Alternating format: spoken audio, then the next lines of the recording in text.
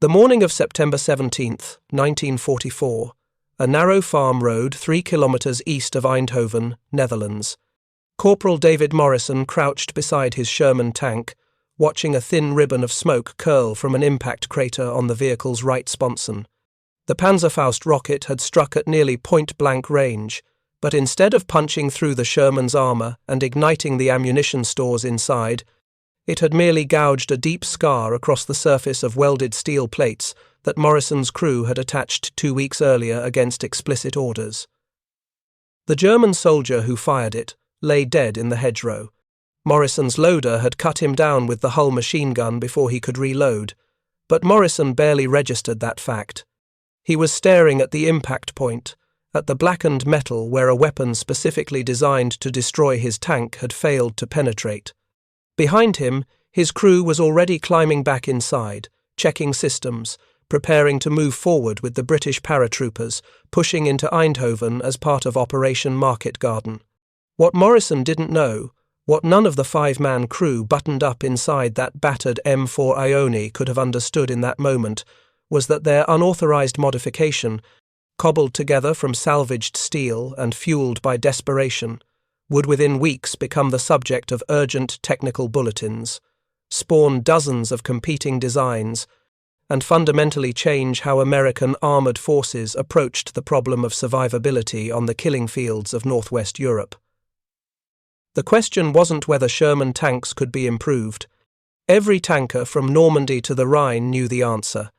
The question was whether the United States Army would acknowledge what soldiers in the field had already learned through blood and fire, that staying alive sometimes required breaking the rules.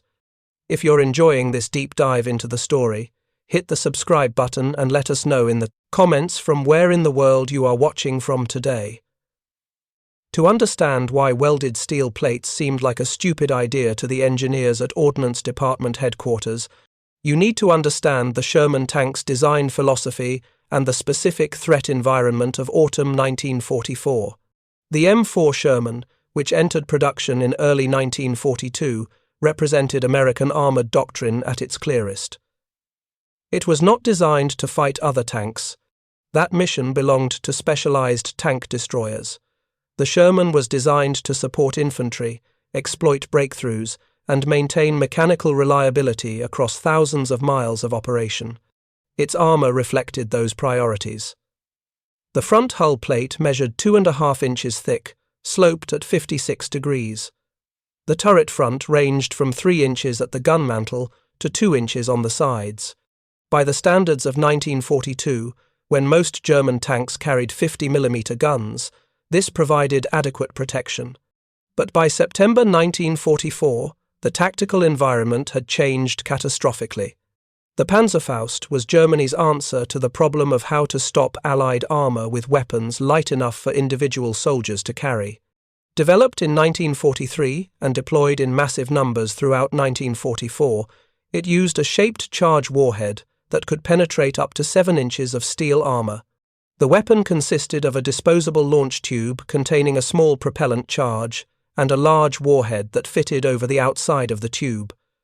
When fired, the propellant launched the warhead at relatively low velocity, but the shaped charge effect concentrated explosive force into a superheated jet of metal capable of punching through armor many times thicker than itself.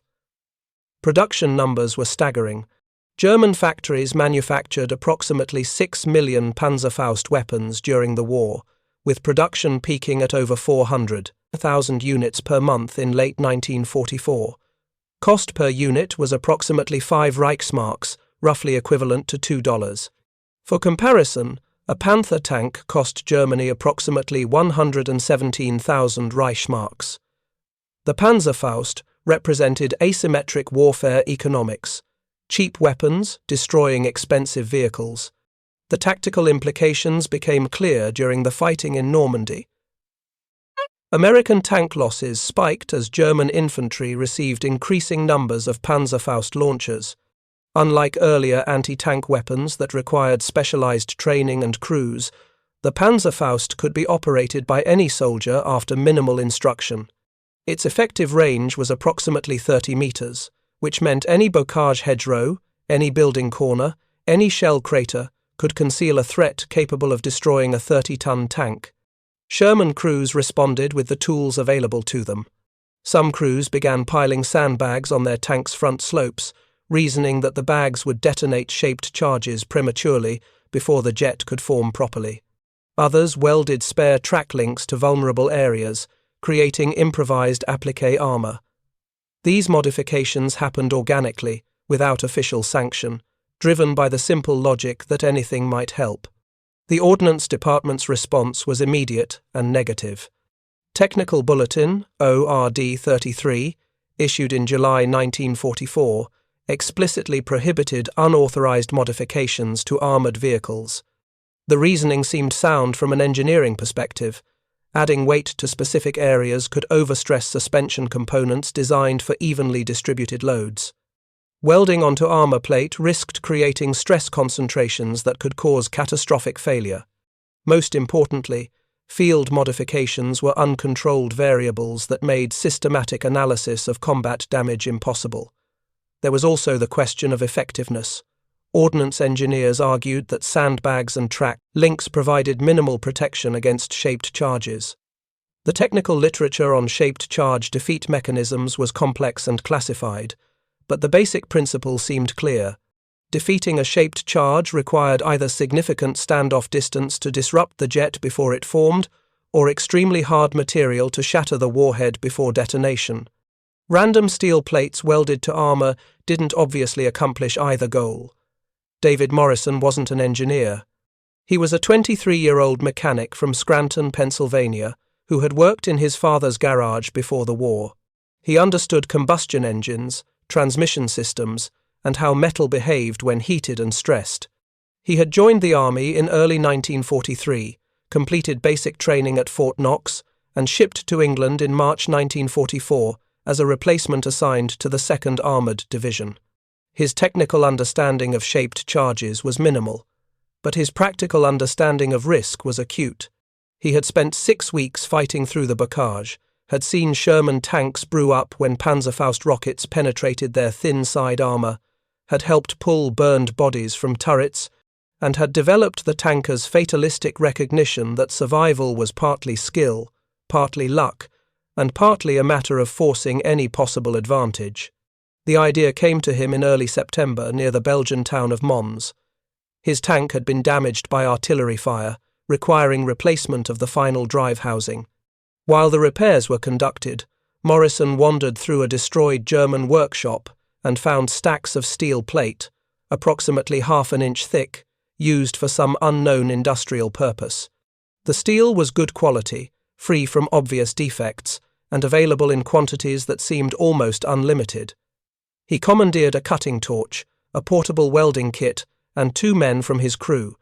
Over 3 days, working in a field behind the division maintenance area, they cut the steel plate into sections roughly matching the contours of the Sherman's front hull and lower sides.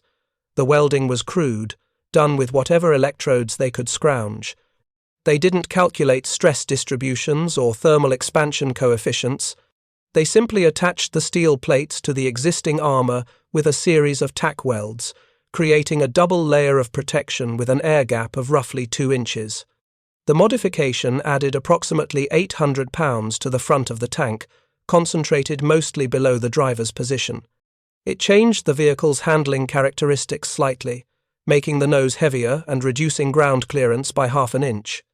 Morrison's platoon leader, a lieutenant named Chen, who had battlefield commissioned from sergeant after the original officer was killed near Saint-Lô, inspected the modification with obvious skepticism. "This violates about 6 different regulations," Chen said. "If a battalion sees this, they'll have your stripes." Morrison, standing beside his tank with welding goggles pushed up on his forehead and his uniform covered in metal slag, simply nodded. "Yes, sir. But if a Panzerfaust hits us in the front, maybe we don't burn." Chen looked at the welded plates, then at Morrison, then at the 3 other tanks in the platoon parked nearby. "Do you have enough steel for the other vehicles?" Within a week, all 4 tanks in Morrison's platoon carried welded steel plates. The other crews had modified Morrison's design, extending coverage to include the sponsons where ammunition was stored. One crew had attached thinner plates to the turret sides, though Morrison worried the added weight that high up might make the turret traverse mechanism bind. They called them Morrison plates, though Morrison himself preferred to think of them simply as insurance. The modifications spread through informal networks, tank crew talking to tank crew during brief periods when units pulled back for maintenance. Some crews tried to replicate the design but lacked access to quality steel. Others experimented with different configurations, creating patchwork armor from whatever materials they could acquire.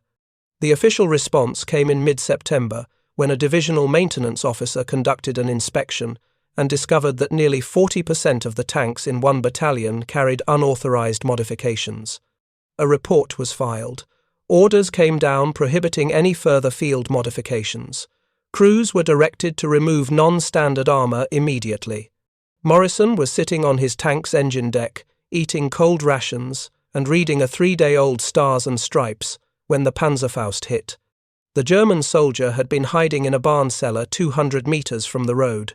He waited until Morrison's tank was within 30 meters, then emerged from cover, aimed, and fired in one smooth motion that spoke of training and practice. The rocket motor kicked the warhead forward with a distinctive crack that Morrison's ears registered half a second before the impact.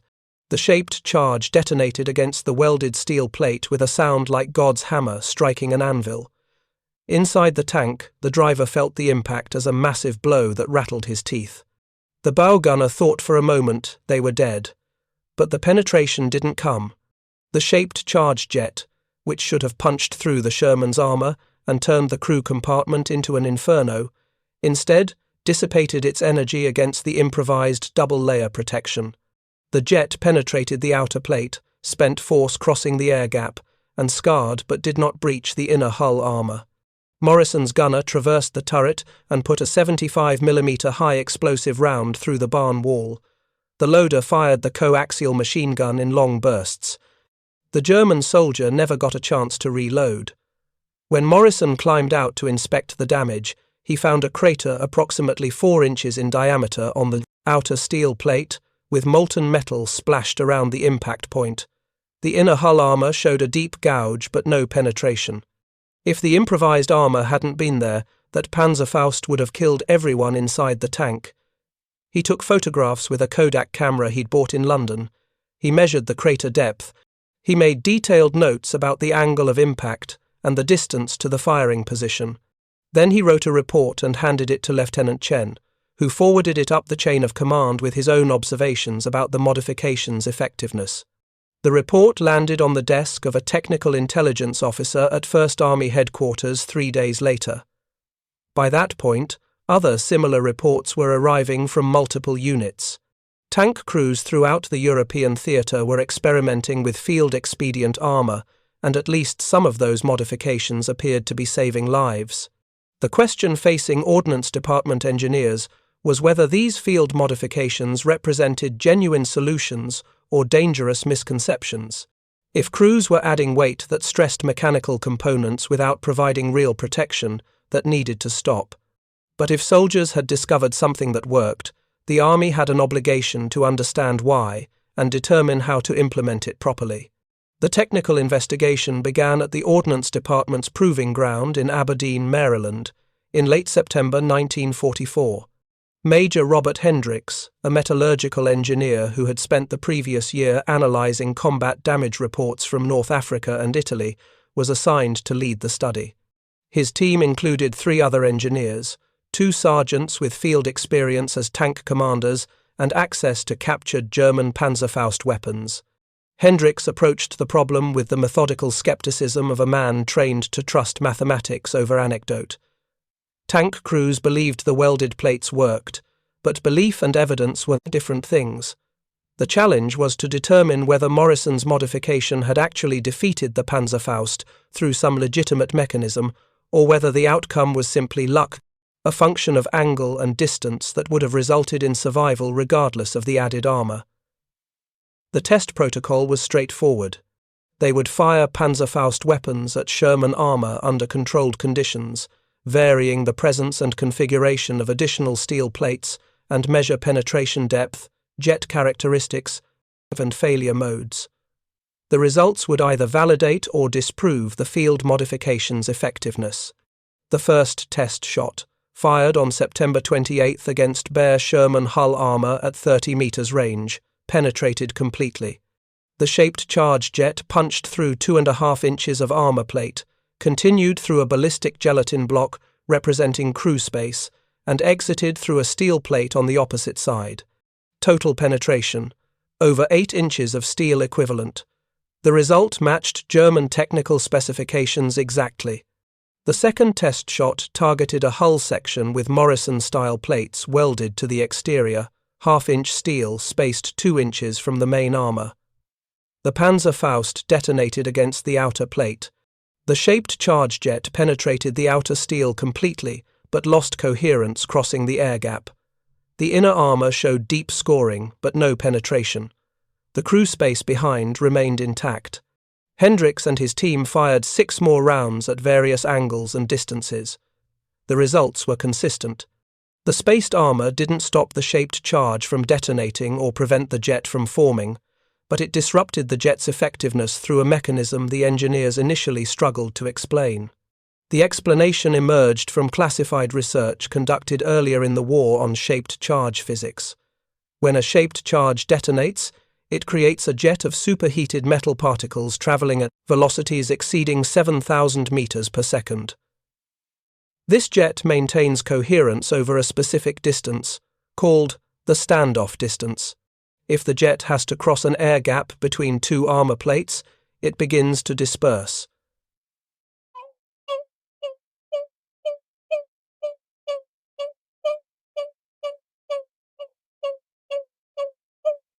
The individual particles spread out, losing the concentrated force that allows penetration.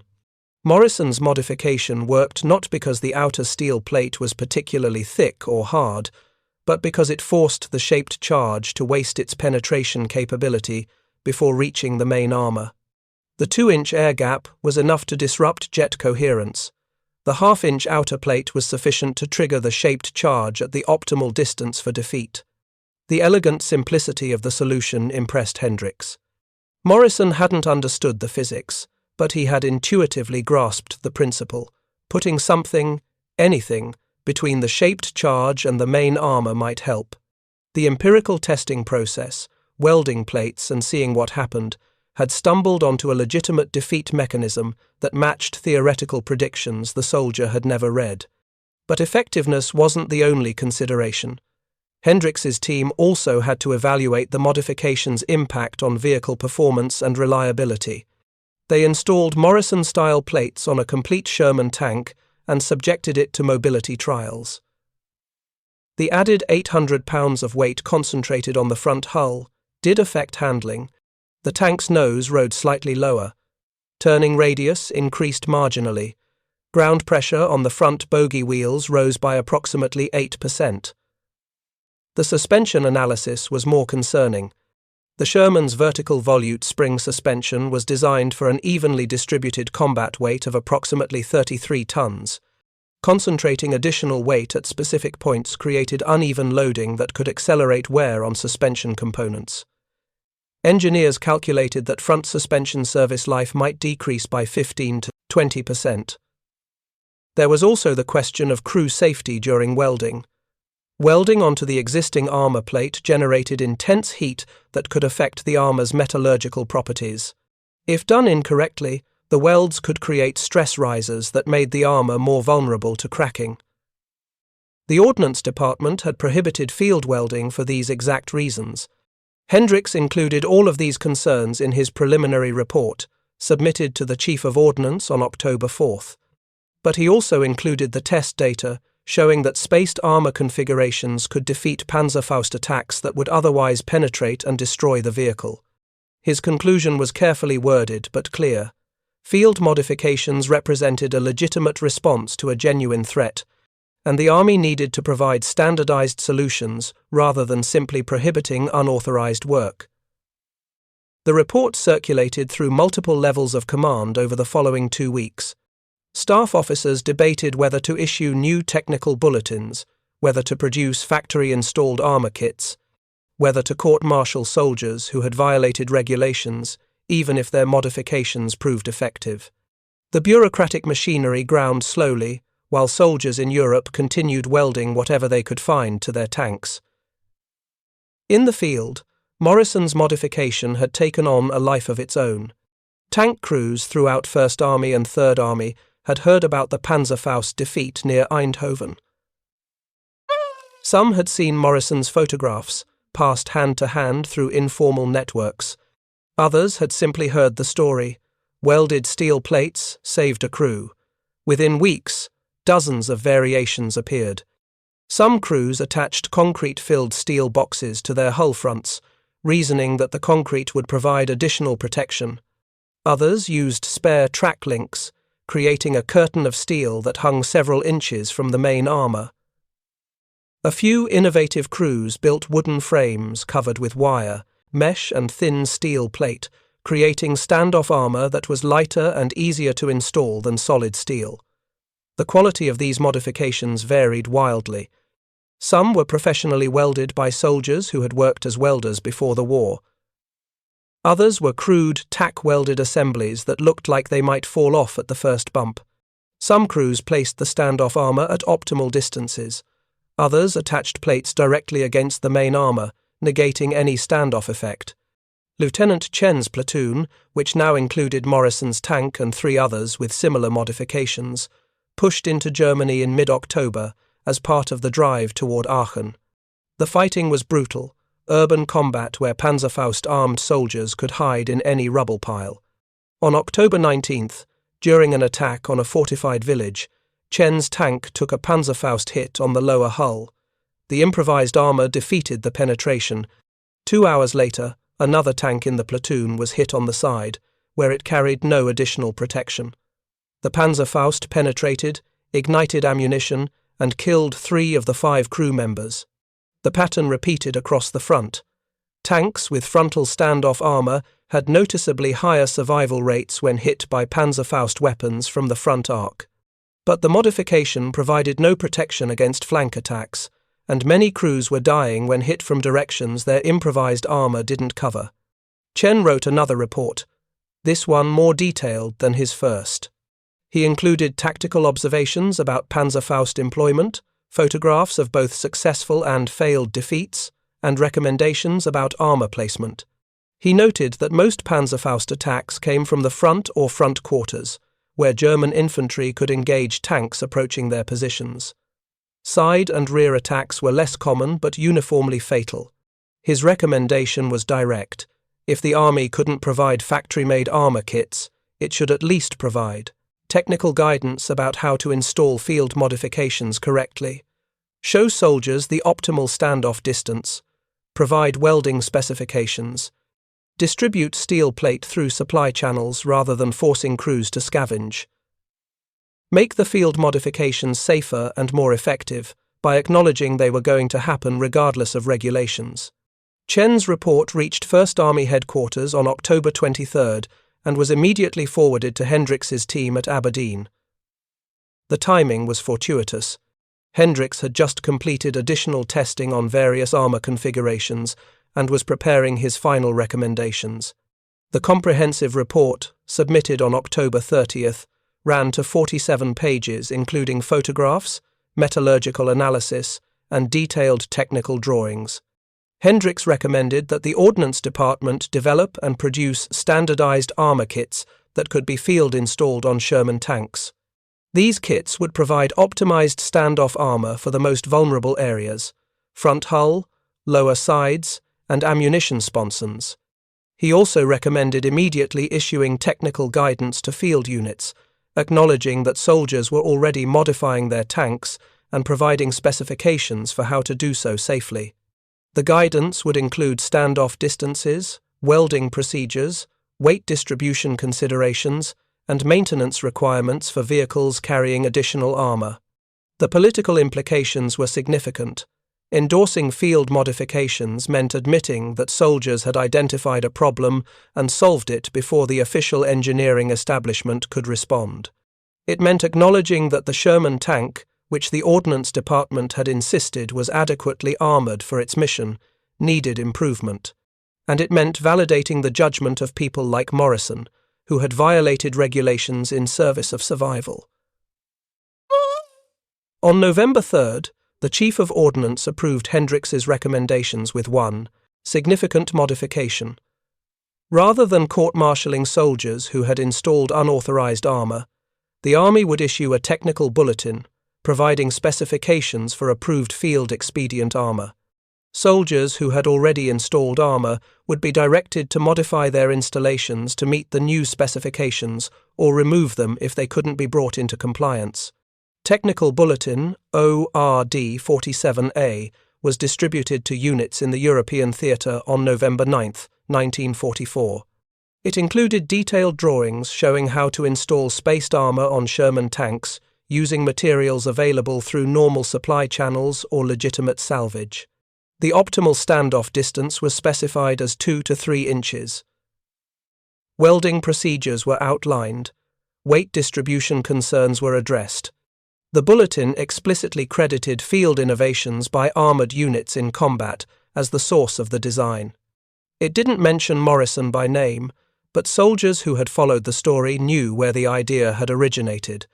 Within the insular world of American armor crews, Morrison's name became shorthand for the principle that sometimes the best solutions came from the people actually facing the problem.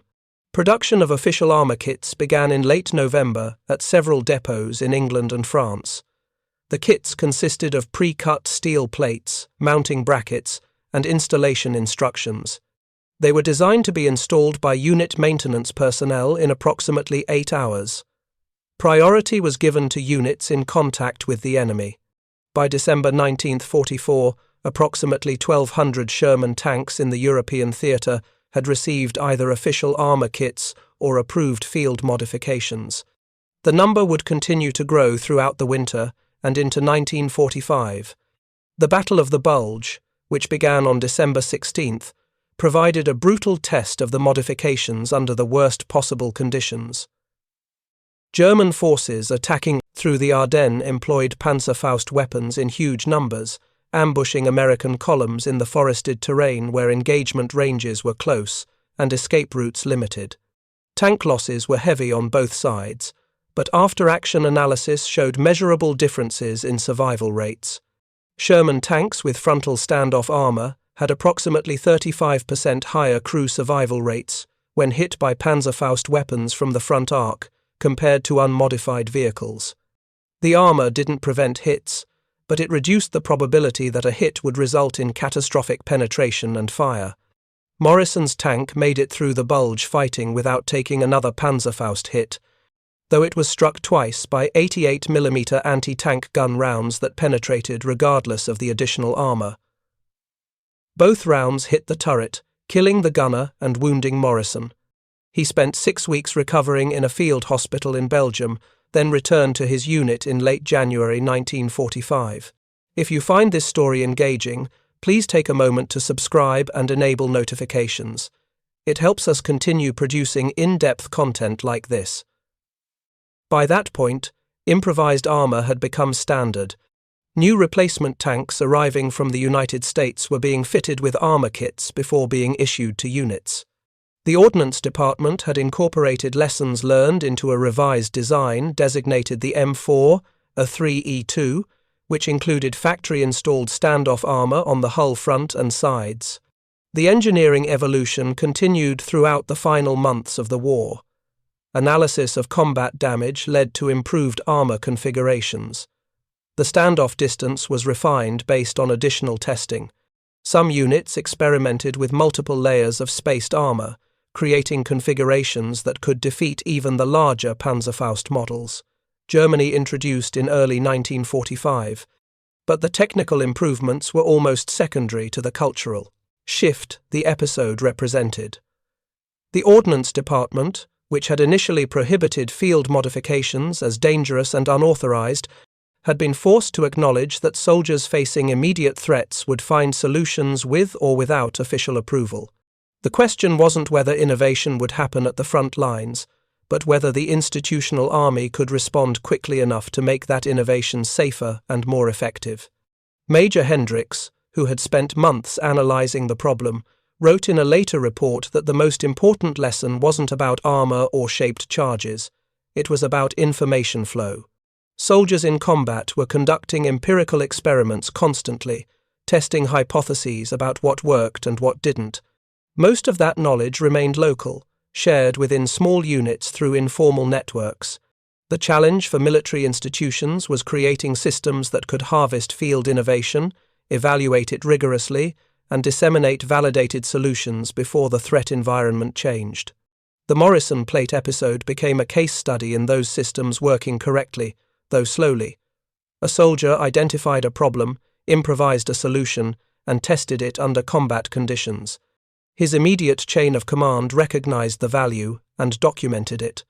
Technical experts evaluated the solution scientifically and provided engineering rigor. The bureaucratic machinery, though slow, eventually endorsed and standardized the innovation. The question of recognition proved complicated. Morrison had violated regulations when he first welded steel plates to his tank. Under strict interpretation of military law, he could have been charged with destruction of government property. The fact that his modification proved effective didn't automatically erase the initial violation. Lieutenant Chen, who had been promoted to captain after the Bulge fighting, submitted a recommendation that Morrison receive the Bronze Star for his initiative, contribution to tank crew survivability. The recommendation worked its way through channels over several months, encountering resistance from officers who worried that rewarding a soldier for breaking rules set a dangerous precedent. The compromise reached in March 1945 was characteristic of military bureaucracy. Morrison would receive a commendation letter from the division commander, acknowledging his contribution to improved armor protection, but no medal. The letter praised his initiative and mechanical aptitude in developing field-expedient solutions to combat challenges, carefully avoiding any mention of regulations violated or unauthorized modifications installed. Morrison himself seemed indifferent to the recognition question. In a letter to his father written in April 1945, shortly before his unit crossed the Elbe River, he wrote, "They're making a fuss about the armor plates, but it was just common sense. You put something between you and the thing trying to kill you. Didn't need an engineering degree to figure that out. Just needed to be scared enough and have access to a welding torch." The war in Europe ended on May 8, 1945. Morrison's tank, which had carried his improvised armor plates through 9 months of combat across France, Belgium and Germany, was photographed extensively by army historians documenting field modifications. The tank eventually made its way back to the United States, where it was displayed briefly at an Ordnance Department training facility, before being scrapped in 1946 as part of the massive post-war demobilization. The armor plates themselves, Morrison's original welds covered in paint and combat damage, were cut from the tank and preserved. They currently reside in the collection of the United States Army Ordnance Museum, labeled as an example of Field Expedient Appliqué Armor, European Theatre, 1944 to 1945. The official production numbers tell part of the story. Between November 1944 and May 1945, the Army distributed approximately 8,000 standardized armor kits to Sherman tanks in Europe. An additional unknown number of tanks carried approved field modifications installed using the specifications from Technical Bulletin ORD 47A.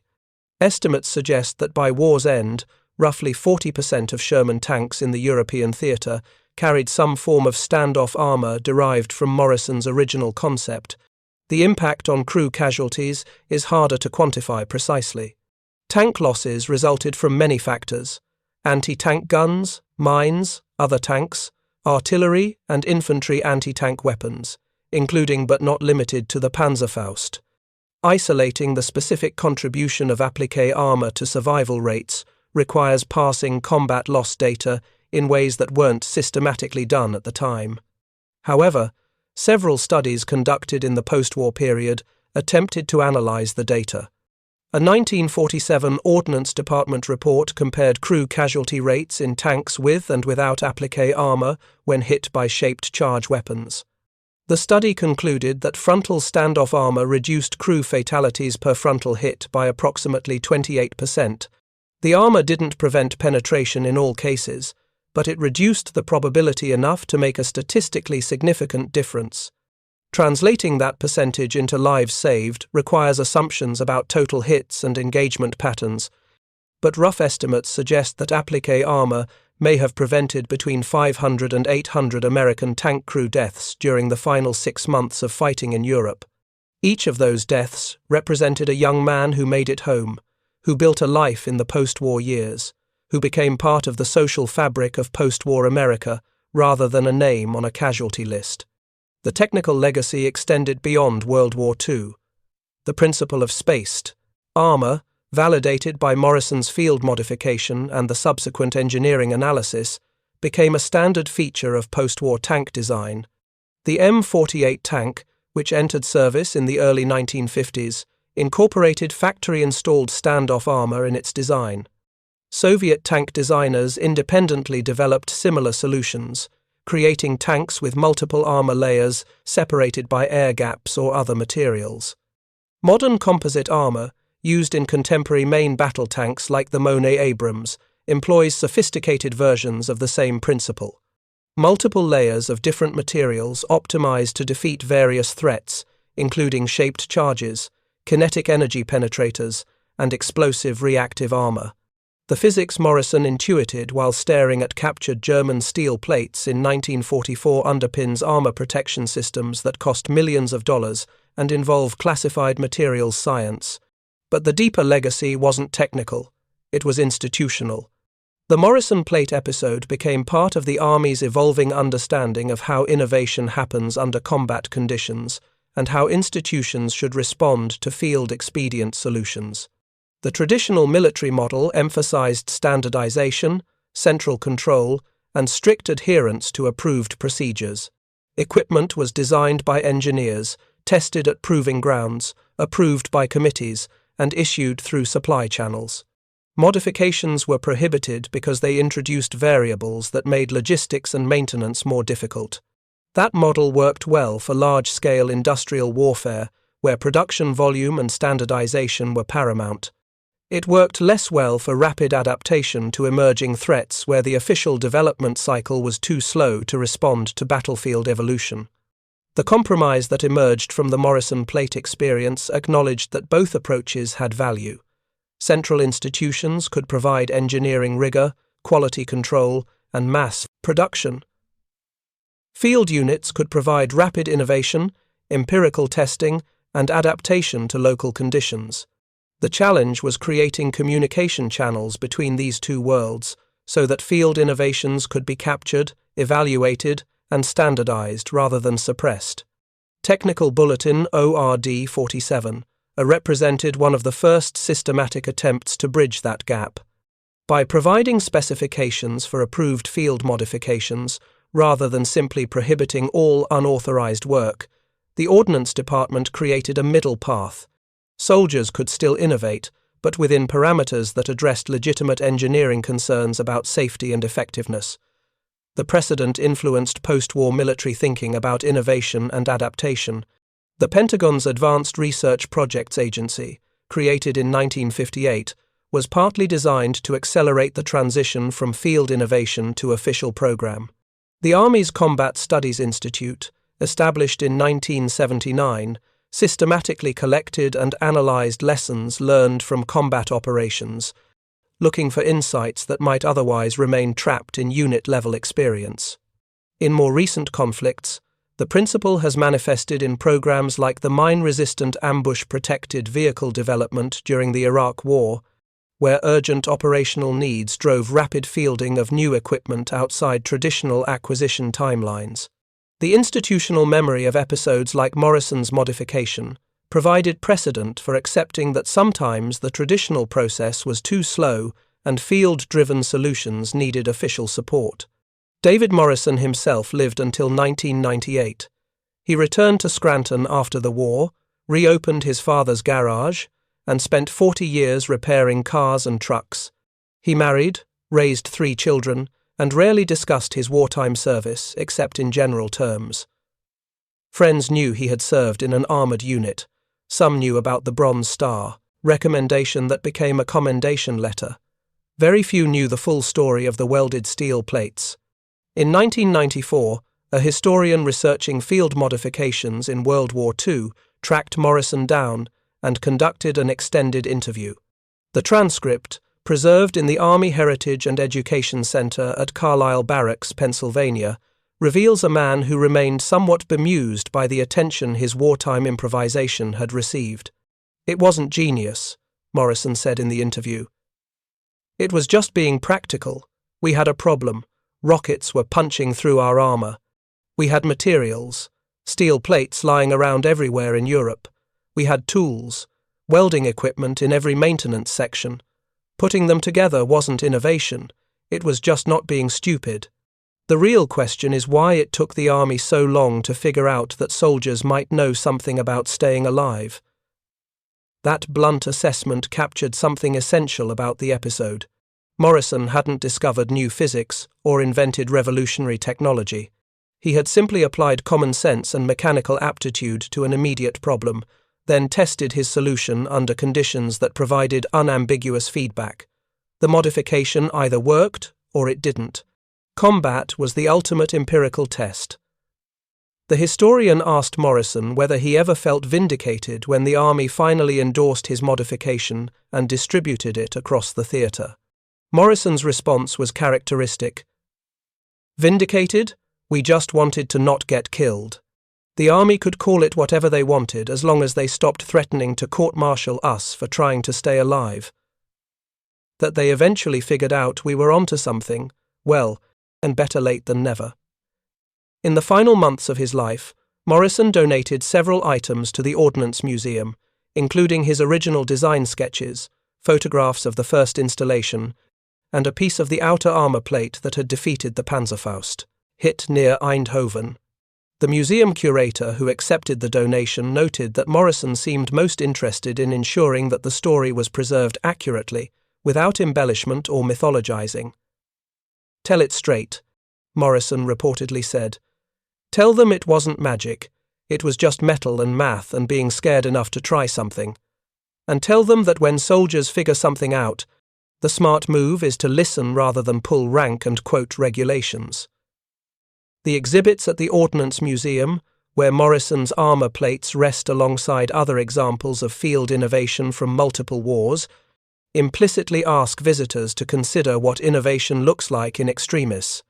Not clean laboratories or well-funded research programs, but desperate men with welding torches, trying something because the alternative was unacceptable.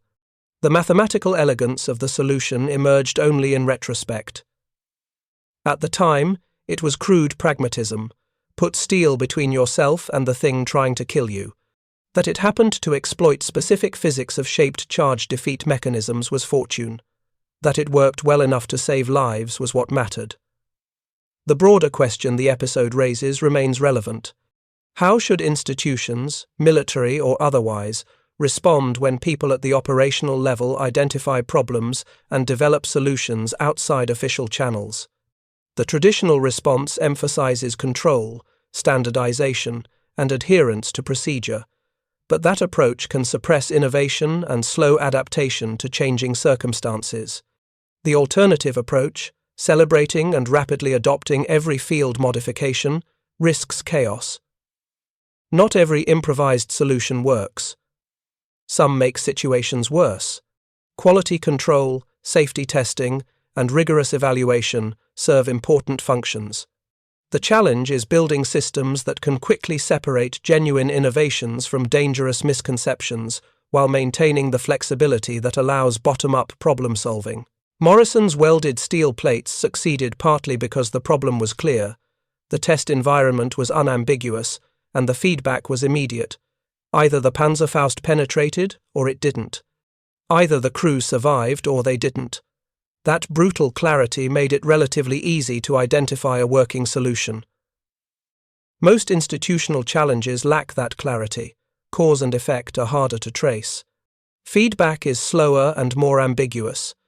Political considerations complicate technical judgments. Building systems that can harvest bottom-up innovation in those more complex environments remains an ongoing challenge.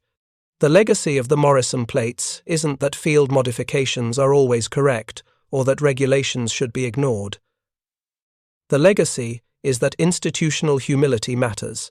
The people facing problems directly often see things that distant headquarters miss. Creating channels for their insights to flow upward, be evaluated rigorously, and be implemented when validated serves everyone's interests. In the specific case of armor protection in 1944, a mechanic from Pennsylvania with a welding torch and common sense solved a problem that had stumped engineers in Maryland.